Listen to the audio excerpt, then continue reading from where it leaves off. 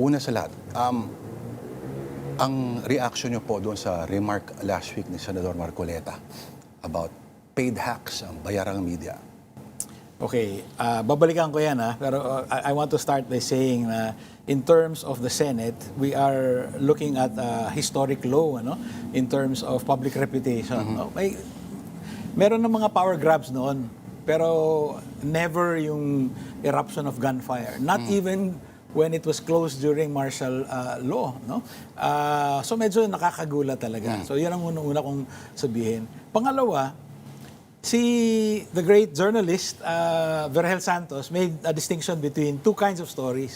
Sabi niya, may visual story at saka may verbal story. Yung visual story, may aksidente, may suntukan, nakikita mo. Yung verbal story, yun yung mga lumalabas sa korte. No? It's all on paper. Now, the Senate, traditionally, is a verbal story venue. No? Yung mga pinag-usapan nyo kanina ni Mary Mon, no?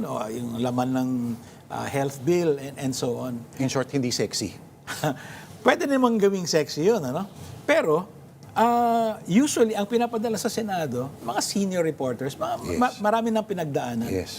Ang point ko dito is, because napagdaanan nila yun, they were actually able to do a terrific job with the visual stories nung May 11 and May 13, lalo na yung May 13, nung biglang nagkaputukan. No? So sina Marymon, sina Mayan, Los Baños, nakita mo talagang sinusundan nila.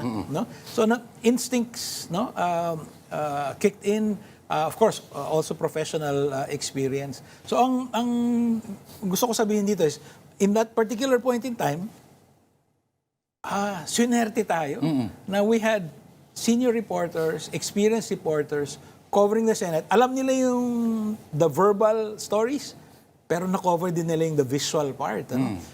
So yun. Ang hirap gawin nung ginawa nila, and to hear Senator Marcoleta accuse them of being paid hacks, kahit ako hindi naman ako nag-cover ng Senate, kahit sino naman sigurong journalist, sasama ang loob mo, parang bakit mo naman sinasabi yun?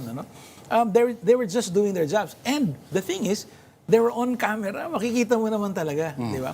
So sa tingin ko, yung kay Marcoleta, to use one of their favorite words, bias.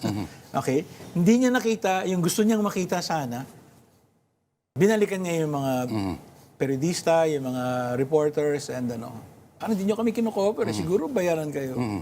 Of course, it's important to note that he apologized later. So parang bugso lang ng niya. Pero wala lang hopya, kinulang lang sa hopya.